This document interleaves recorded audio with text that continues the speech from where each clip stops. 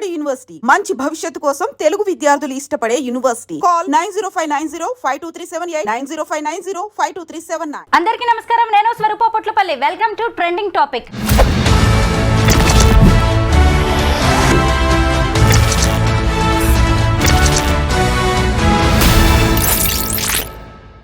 ఓ అమ్మ తినిపించే అన్నాన్ని, గోరుముద్దల్ని పిల్లలు ఎంత ప్రేమగా, ఇష్టంగా, నమ్మకంగా తింటారో మనందరికీ తెలిసిందే కదా. కానీ సంగారెడ్డి జిల్లా అమీన్పూర్లోని రాఘవేంద్ర కాలనీలో ఓ తల్లి తన బిడ్డలను చంపేసింది. ఇన్ని రోజులు అందరూ ఆమె పెరుగన్నంలో పిల్లలకి విషం పెట్టి చంపింది అని అనుకున్నారు. కానీ కాదు. ఎందుకు అంటే ఆ పిల్లల డెడ్ బాడీస్కి పోస్ట్ మార్టం చేసిన గాంధీ వైద్యులు పెరుగన్నంలో ఎట్టి పరిస్థితుల్లోనూ విషం కలవలేదని, వాళ్ళని ఊపిరాడకుండా చేసి చంపారు అని పోస్ట్ మార్టం రిపోర్ట్ ఇవ్వడం అనేది జరిగింది. మీరందరూ కూడా గత కొద్ది రోజులుగా వింటూనే ఉండొచ్చు కదా. మార్చి 27వ తేదీన ఈ ఘటన జరిగింది. అలాగే చెన్నయ్య, రజిత వీళ్ళిద్దరూ కూడా భార్య భర్తలు. వీళ్ళిద్దరికి 13 ఏళ్ల క్రితం పెళ్ళైంది. వారికి 3 పిల్లలున్నారు. పెద్ద అబ్బాయి సాయి కృష్ణ 12 ఏళ్ళు, ఆ తర్వాత ఒక పాప మధుప్రియ 10 ఏళ్ళు, ఆ తర్వాత గౌతమ్ అని 8 ఏళ్ల పిల్లలు. 3 కూడా ఎంత చక్కగా ఉండేవాళ్ళో. చిన్న కుటుంబం, చక్కగా ఉండే కుటుంబం. కానీ ఈ మధ్య వారి మధ్యలోకి ఇంకొక వ్యక్తి ప్రవేశించాడు. అతనే శివ. ఇప్పుడు ఈ రజిత 10th క్లాస్ గెట్ టుగెదర్కి వెళ్ళాలి అనుకుంది. అప్పుడే ఆమె 10th క్లాస్ తన 10th క్లాస్ మేట్ అయిన శివతో మళ్ళీ పరిచయం అనేది ఏర్పడింది. ఇక కాల్స్, చాటింగ్ లాంటివి మొదలయ్యాయి. అది కాస్త మళ్ళీ ప్రేమగా మారింది. ఇంతకీ ఇటు చూస్తేనేమో రజితకి పెళ్ళై 3 పిల్లలు, తన క్లాస్మేట్ అయిన శివకేమో కనీసం పెళ్లి కాలేదు. అలా మళ్ళీ వాళ్ళు పాత జ్ఞాపకాలని గుర్తు చేసుకున్నారు, మళ్ళీ ప్రేమలో పడ్డారు, కలిసి జీవించాలి అనుకున్నారు. అయితే ఇక్కడ శివ ఒక కండిషన్ పెట్టాడు. నీ 3 పిల్లల్ని వదిలేసి వస్తే నేను నిన్ను మళ్ళీ పెళ్లి చేసుకుంటాను అన్నారు. దాంతో వీళ్ళిద్దరూ కలిసి ఓ స్కెచ్ వేశారు. ఈ 3 పిల్లలు లేకపోతే ఎలాగైనా తన భర్తను ఏమార్చి మళ్ళీ శివ దగ్గరకు వెళ్ళి తను కొత్త జీవితాన్ని ప్రారంభించవచ్చు అనుకుంది రజిత. ఇందులో భాగంగానే ఇద్దరు కలిసి స్కెచ్ వేశారు. మార్చి 27వ తేదీన ఇక ముహూర్తం పెట్టారు. చెన్నయ్య వాటర్ ట్యాంకర్ డ్రైవర్గా పనిచేస్తూ ఉంటాడు. ఆయన రోజు రాత్రి వాటర్ ట్యాంకర్ నీళ్లు దింపడానికి వెళ్తూ ఉంటాడు. అలా మార్చి 27వ తేదీన ఇంట్లో భోజనం చేసి, పిల్లలతో కలిసి భోజనం చేసి ఆయన బయటకు వెళ్ళిపోయాడు. ఆ తర్వాత రాత్రి 12 గంటల టైంలో ఆయన వెనక్కి వచ్చారు. భార్యతో కలిసి ఆయన పడుకున్నప్పుడు కాసేపటికే ఈ రజిత కడుపులో నొప్పి అంటూ విలవిల్లాడడం మొదలుపెట్టింది. అయ్యో ఏం జరిగింది అంటే, నేను తిన్న ఫుడ్లో పాయిజన్ ఏదో కలిసినట్టుంది, పెరుగన్నం తిన్నాము అని ఆమె చెప్పింది. దాంతో అయ్యో నీతో పాటు పిల్లలు కూడా తిన్నారు కదా, ఇప్పుడు వాళ్ళ పరిస్థితి ఎలా ఉందో చూద్దాము అంటూ పక్క రూమ్లోనే పడుకున్న పిల్లల్ని చూస్తే, అంటే 2 పిల్లలేమో పక్క రూమ్లో పడుకున్నారు, ఒక బాబు మాత్రం వీళ్ళతోనే పడుకుని ఉన్నాడనమాట. అయితే ఆ 3 పిల్లల్ని చూసినప్పుడు 3 కూడా చనిపోయి ఉన్నారు. అప్పటిదాకా ఈమె రజిత ఏం కలరింగ్ ఇచ్చిందంటే, నేను తిన్న ఫుడ్డే పిల్లలు కూడా తిన్నారు కాబట్టి ఆ ఫుడ్లో పాయిజన్ కలిసింది, ఆ పెరుగన్నంలో పాయిజన్ కలిసింది, ఫుడ్ పాయిజనింగ్ వల్లే పిల్లలు చనిపోయారు అని చెప్పి ఆమె ఒక పెద్ద సీన్ క్రియేట్ చేసింది. వెంటనే చెన్నయ్య భార్యను తీసుకొని హాస్పిటల్కి వెళ్ళాడు, పిల్లల్ని కూడా తీసుకువెళ్ళారు. తీరా చూస్తే అక్కడ నిజమే ఫుడ్ పాయిజనింగ్ జరిగి పిల్లలు చనిపోయింది అనుకున్నారు.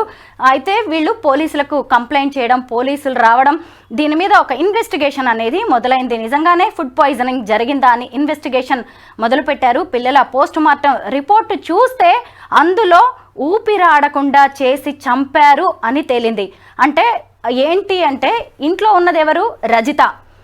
తర్వాత పోలీసులు మొత్తం ఇన్వెస్టిగేషన్ మొదలుపెట్టగా ఆమెకు శివ అనే వ్యక్తితో కొంత అఫైర్ నడుస్తున్నట్టుగా తెలిసింది.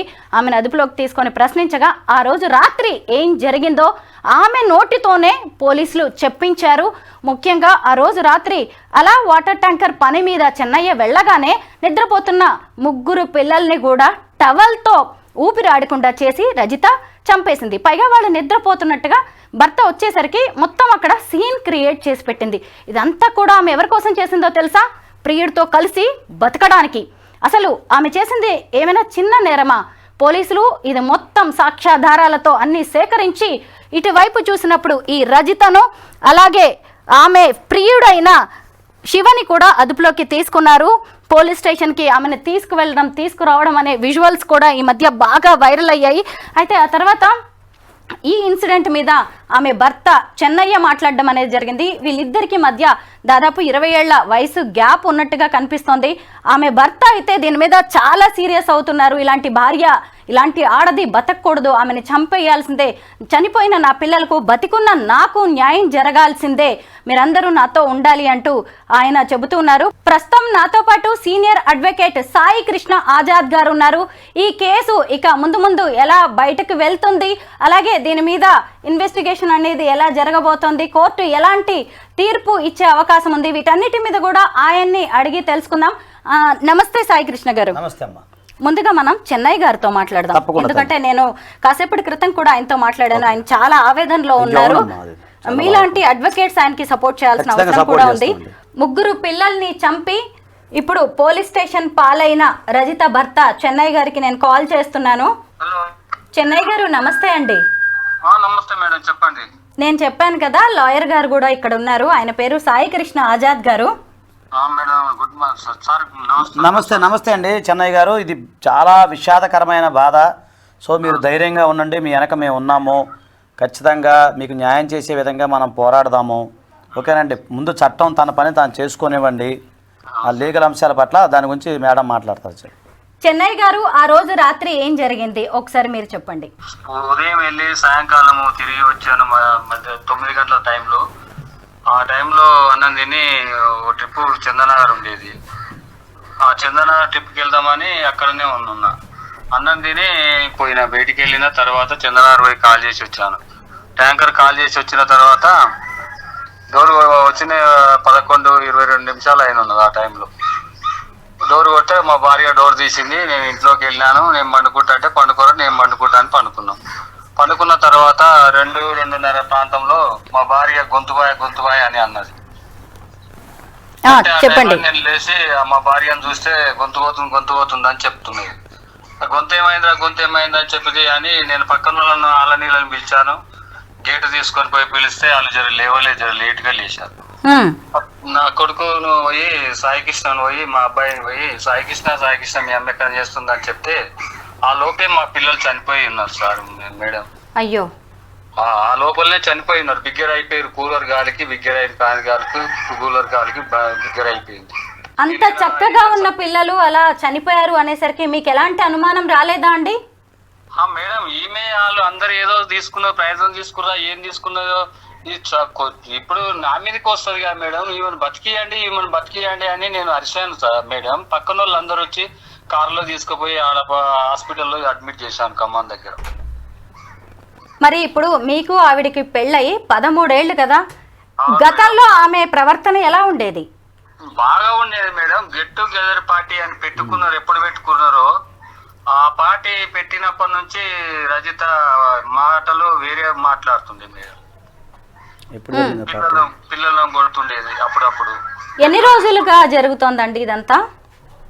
లేదు, నాకు 3 నెలల నుంచి నాకు డౌట్ మేడం. అంతకుముందు మేము 13 సంవత్సరాలు ఉన్నప్పుడు మేము ఇంత మంచి ఉండి 3 పిల్లలను అన్నాక 13 సంవత్సరాల మధ్యలో మరి ఎవడొచ్చుండు ఏంది నాకు తెలియదు మేడం. చూడండి, మనం ఎట్లా చెప్తాం. ఈ శివ అనే వ్యక్తి పేరు కూడా మీరు ఎప్పుడు వినలేదా? వినలే మేడం, నాకేం తెలియదు. ఉదయం నేను లేచినాక నా పని ఏందో నేను చూసుకునే వరకు పోయి మధ్యాహ్నం వచ్చిన రూపాయి కూడా మా భార్య అకౌంట్లకే వచ్చేది. ఆ అకౌంట్ లకు ఒక సాఫ్ట్వేర్ జాబ్ చేసిన ఆయన, సార్ నాకు అకౌంట్ లో డబ్బులు రాలేదంటే ఆయన ఎట్లా లింక్ చేసి పెట్టిండు, నా అకౌంట్ లో డబ్బులు ఆమె అకౌంట్ లకే పోయేది మేడం. అంటే ఇంట్లో అంతా కూడా డబ్బు వ్యవహారాలన్నీ కూడా ఆవిడే చూసేది, కష్టపడడం వరకే మీ పని. డబ్బులన్నీ కూడా ఆమె అకౌంట్ లోకే పోయేది. నాకు చేసిన కష్టం చేస్తే ఈ రోజు ఇన్ని వచ్చినాయి అని చెప్పి మళ్ళీ అడిగేది. సాయంకాలం పోయి అడిగేది, వచ్చినవి అనేది, ఇంత అయింది లెక్క అని చెప్పేది. సరేలే అని నేను అనేది. అంతవరకు మంచిగా ఉన్నాం మేడం. మరి గెట్ టుగెదర్ పార్టీకి పోయి వచ్చినాకనే రజిత ఏదో మాటలు తేడాగా ఉన్నాయని మాట్లాడుతుంటే ఎవర్రా మాట్లాడేదని అంటే మా ఎండి మేడం, మా నజ మేడం అని చెప్తుండేది. పేరెంట్స్ అని ఏదో ఒకటి చెప్తుండేది. ఆమె ఏం జాబ్ చేసేదండి? టీచర్ చేసేది మేడం. టీచర్ గా, ప్రైవేట్ టీచర్ కదా. పేరెంట్స్ డౌట్ ఉంటే చెప్తారు, అడుగుతారు కదా మేడం. మేము కూడా మా పిల్లలకు డౌట్ ఉంటే మా టీచర్లకు ఫోన్ చేసి అడిగేది ఏదైనా డౌట్ ఉంటే. అట్లాంటప్పుడు ఎవరమైనా వాడతాం కదా అని నేను ఆలోచనతో ఉన్నా మేడం. నాకు అనుమానం రాకుండా చేసింది మేడం నా భార్య. షాక్ ఇచ్చింది, మొత్తం గొంతు కోసేసింది, నన్ను నిలువున ముంచేసింది మేడం. అయితే ఇప్పుడు అన్నంలో విషం కలవడం వల్లే ఈ పిల్లలు చనిపోయారు, రజిత ఆరోగ్యం కూడా బాలేదు అనుకున్నారు కదా, మరి ఈ శివ అనే వ్యక్తి వ్యవహారం ఎలా బయటపడింది, పోలీసులు ఎలా కనిపెట్టారు ఇదంతా? మేడం మా భార్య హాస్పిటల్ కి తీసుకుపోయి రావడే 15 నిమిషాల్లోనే వచ్చింది సార్. అది మందు తాగితే 2 రోజుల దాకా లేవరంట మేడం. 1 రోజు 2 రోజుల దాకా మత్తు కోమాలో పోయినట్టే ఉంటారంట, చెప్పలేరు కదా.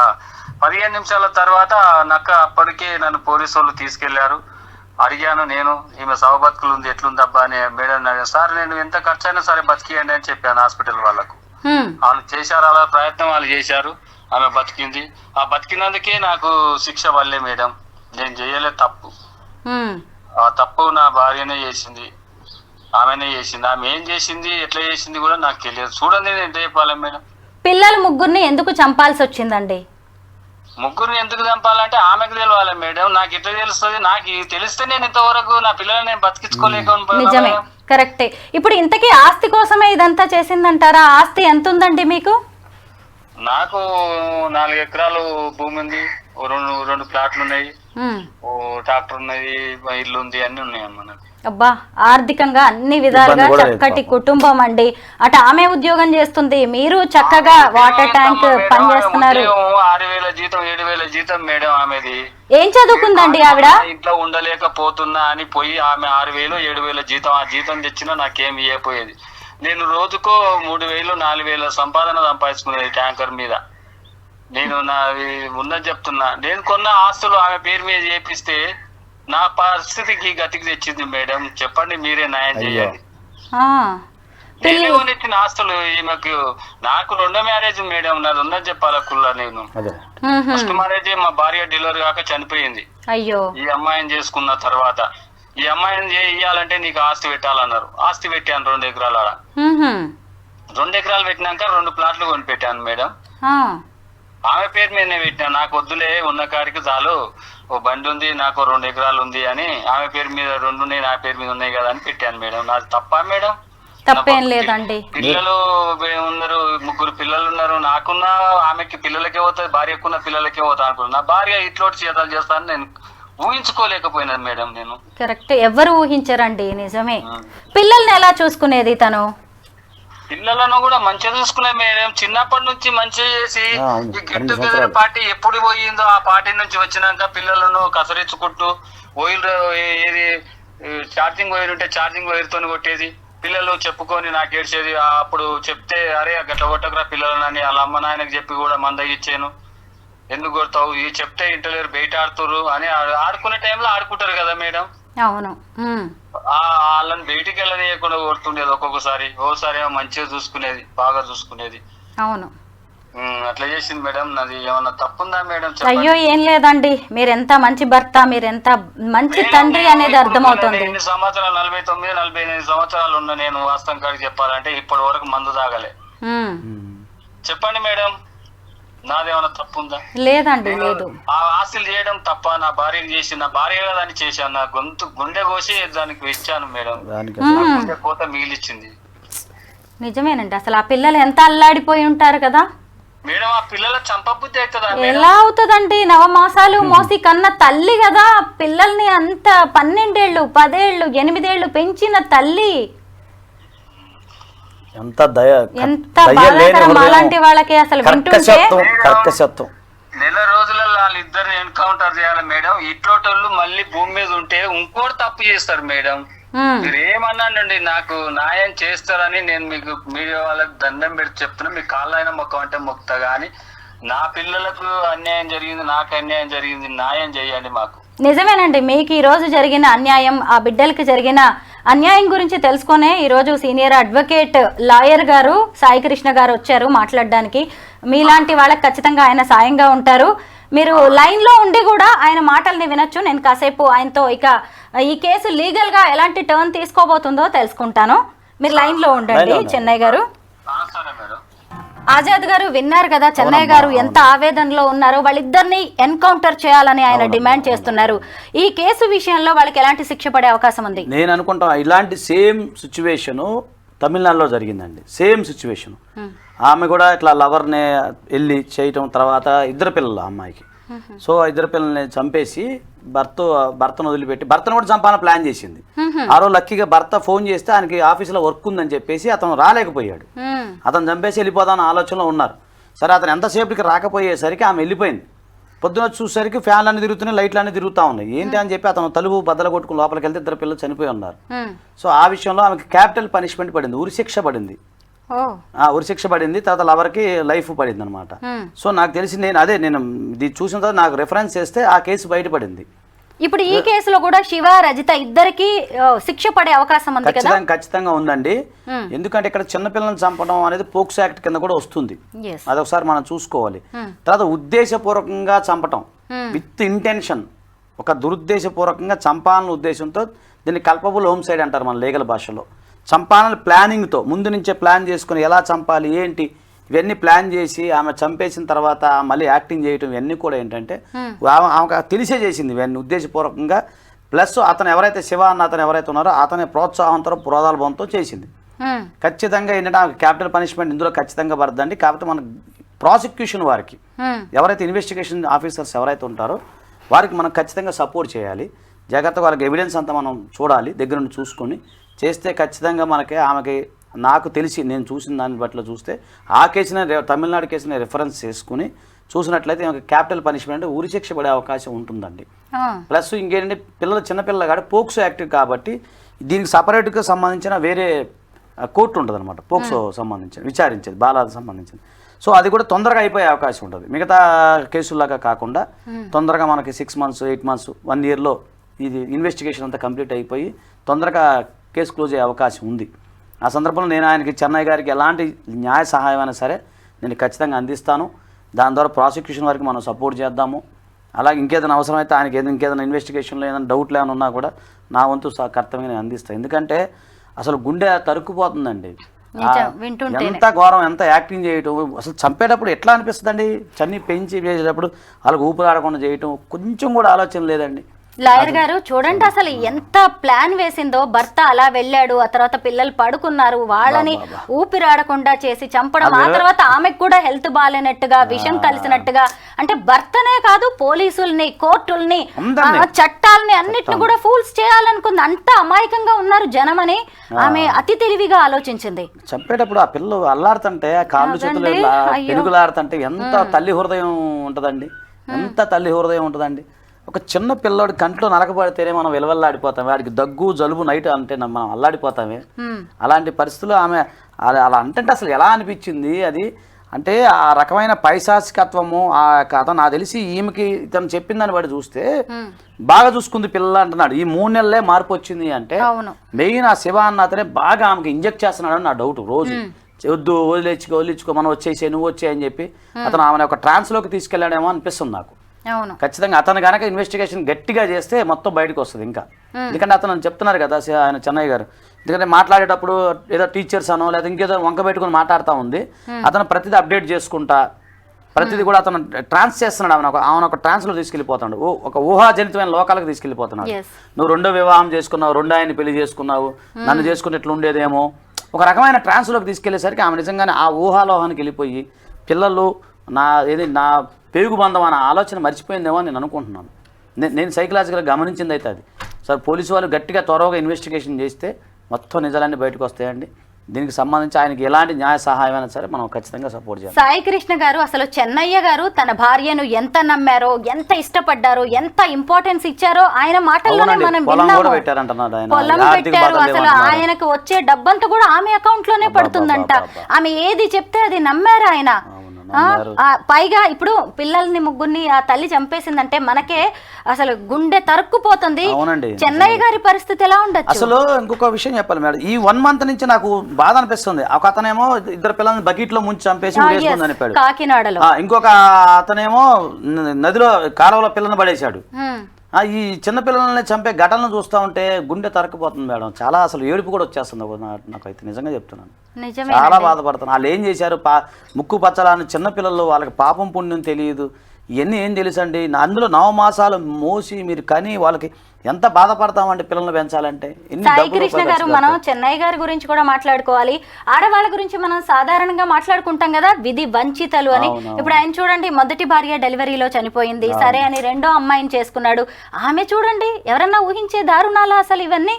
చాలా అసలు ఆయన ఇప్పుడు సమాజాన్ని ఎలా ఫేస్ చేయాలి, ఆయన ఎలా బతకాలి? ఫస్ట్ సంఘటన జరిగింది భార్య, అది మళ్ళీ ఇది ఇంకోటి పిల్లలు పోవటం ఎంత బాధాకరం. కానీ ఇప్పుడు ఆయన చెయ్యాల్సింది ఏంటి అంటే న్యాయం కోసం పోరాడడం, అంతే. ధైర్యంగా నిలబడాలి, గుండె ధైర్యమే మెయిన్ ఇప్పుడు ప్రజెంట్ ఆయనకు కావాల్సింది. అవును, మనం ఖచ్చితంగా ఆయనకి లీగల్ గా మనం ఇద్దాము అలాంటి విషయాల్లో. చెన్నై గారు విన్నారు కదా లాయర్ గారు ఏం చెప్పారో. విన్నాను మేడం, థ్యాంక్ యూ సార్. మరి థ్యాంక్ యూ. మీకు గుండె ధైర్యం ఇస్తామండి మీకు ఖచ్చితంగా. అయ్యో అట్లా లేదండి సార్, నా పిల్లల బాధ నేను చూడలేదు. అయ్యో అయ్యో అయ్యో, నెల రోజులలో వాళ్ళని ఏదన్నా చేస్తే నా పిల్లలకు ఆత్మశాంతి అవుతుంది సార్. మీరు చేయండి సార్. చేద్దామండి ఖచ్చితంగా, తొందరగా ప్రాసిక్యూషన్ అయ్యేటట్టు చేద్దాం. గ్లూకోజ్ పెట్టుకున్న దాకా నేను ఉండలేను మేడం, వాస్తవం చెప్తున్నా. నా పరిస్థితి కూడా అట్లుంది. నా పిల్లల కోసము ఇప్పుడు రోజుకు హాస్పిటల్కి వెళ్ళవలసింది. రోజు పొద్దున్నే పోయి వచ్చాను హాస్పిటల్ కు. మానసికంగా వేదన ఉంటుంది మేడం, అది చెప్పేలేదు కాదు, ఇక చెప్పలేము మనం, మన దానికి మాటలు. నేను తప్పు, నా భార్య కదా నా పిల్లలకు పెడుతుంది అని అనుకొని నేను ఆస్తులు చేశాను మేడం. నాది తప్పే మేడం, నేను చేయడం తప్పుందా మేడం? ఏం తప్పు లేదండి, మిమ్మల్ని ఎవరు తప్పు పట్టట్లేదు. ఆ వ్యక్తులు, ఆ భార్య కూడా అలా మారిపోతుంది, ఇంత దారుణానికి ఒడిగడుతుందని మీలాంటి వాళ్ళు కూడా ఊహించలేదు. ఇందులో మీ తప్పేం లేదు. కానీ ఇప్పుడు మీ కర్తవ్యం ఏంటి, ఇన్ని రోజులు నా జీవితం ఏంటి అని మీరు ఎలా పని చేసుకున్నారో, ఇప్పుడు ఇక మీదట మీ బాధ్యత ఏంటి అనేది కూడా తెలుసుకోవాలి. చెప్తున్నాను మేడం, వాళ్ళిద్దరు ఉండకపోతే నేను బ్రతికి మంచి భవిష్యత్తు, నా ఆస్తి నాది ఏదో ఒకటి నాకు తోచిన సాయం 10 మందికి సేవ చేసే వరకు పెడతాను మేడం. అంతే, మీరైతే ధైర్యంగా ఉండండి. మీ ఆరోగ్యం జాగ్రత్త, ఎందుకంటే ఈరోజు మానసికంగా, శారీరకంగా అన్ని విధాలుగా మీరు చాలా డౌన్ అయ్యే పరిస్థితి ఉందండి. మీ ఆరోగ్యం జాగ్రత్తగా ఉంటేనే మీరు మీ పిల్లలకి న్యాయం జరగడానికి, వాళ్ళ ఆత్మలు శాంతించడానికి మీరు పోరాడే అవకాశం ఉంటుంది. ధైర్యంగా ఉండండి. పోలీసులు ఏది అడిగినా కానీ దానికి సంబంధించిన ఆధారాలు అన్ని మీరు సబ్మిట్ చేస్తూ ఉండండి. ఇంకా తప్పదు, కొన్నాళ్ల పాటు వాళ్ళకి శిక్ష పడే వరకు మీరు కోర్టుల చుట్టూ, పోలీసుల చుట్టూ తిరగాల్సిన పరిస్థితి ఉండవచ్చేమో. అయినా మీరు వెనకడాల్సింది లేదండి. న్యాయస్థానాలు అన్నీ ఉన్నాయి, మీ వెంటే ఉంటాయి. ఇక జరిగిపోయిన దాన్ని మనం ఏం చేయలేము కాబట్టి జరగాల్సిన దాని గురించి ఆలోచిద్దాం. అంతేనండి, మా సపోర్ట్ ఉంటుందండి చెన్నై గారు. నేను ఇదైన తర్వాత మాట్లాడతాను, ఖచ్చితంగా చేద్దామండి, ఖచ్చితంగా చేద్దాం. నమస్తే చెన్నై గారు, ఉంటామండి. ఓకే సాయి కృష్ణ గారు, ఇలాంటివి మళ్ళీ జరగకుండా ప్రత్యేక చట్టాలు రావాల్సిన అవసరం ఉందంటారా? ఖచ్చితంగా ఉంది మేడం, ఖచ్చితంగా ఉంది. క్యాపిటల్ పనిష్మెంటే దీనికి పరిష్కారం, ఉరిశిక్ష దీనికి పరిష్కారం. ఎందుకంటే ఇంకోటి, ప్రజల్లో కూడా కొంత మార్పు కూడా రావాలండి. ఈ సోషల్ మీడియా ప్రభావం కానీ, కమ్యూనికేషన్ విషయాల్లో కానీ, ఇవన్నీ కూడా ఏంటంటే కొంచెం నిఘా పెట్టాల్సిన ఆవశ్యకత ఎంతైనా ఉంది. మన వాళ్ళు ఏం చేస్తున్నారు ఏంటి, తప్పదు కొన్ని సందర్భాల్లో. ఇప్పుడు ఇలా మాట్లాడితే పిల్లాన్ని అనుమానిస్తున్న భర్త అని చెప్పి మళ్ళీ కేసు పెడతారు. లేదండి, అందరిలో విపరీతంగా ఫ్రీడమ్ అనేది పెరిగిపోయింది. చేతి నిండా డబ్బులు ఉన్నాయి, పైగా కొత్త కొత్త సుఖాలు కోరుకుంటున్నారు. ఎక్కడికక్కడ అడ్జస్ట్ అయిపోయి బతికే మనస్తత్వాలు చాలా తక్కువగా ఉన్నాయి. కొన్ని సామెతలు ఉన్నాయి కదా, మరి ఇప్పుడు మనం చెప్పుకోకూడదేమో, కానీ నిజం చూస్తుంటే కొన్ని అయితే అట్లనే కనిపిస్తుంది. కానీ ఇలాంటివి ఇక మీదటైతే జరగకూడదు. రజిత లాంటి వాళ్ళకి పడే శిక్షను బట్టి మిగతా వాళ్ళు కూడా ఇలాంటి ఏమైనా చేయాలనుకున్నా భయపడాలి.